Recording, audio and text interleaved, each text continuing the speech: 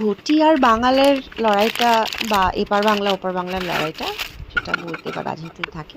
তো খাওয়ার বেলায় কি আর কেউ মাথায় রাখে কোনটা এপার বাংলার কোনটা ওপার বাংলার?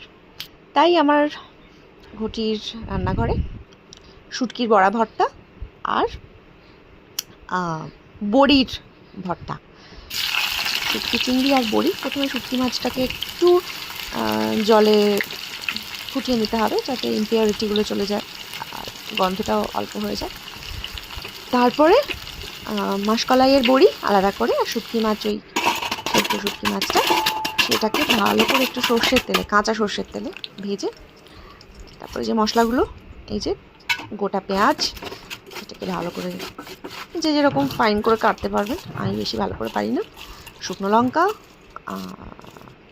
রসুন, এটা সর্ষের তেলে ভালো করে একটু ভেজে নিয়ে তারপরে শুটকিটাকে, যে ভাজা শুটকিটাকে, সেটাতে শিলনোড়ায় বাটলে ভালো, আমি মিক্সিতে বেটেছি।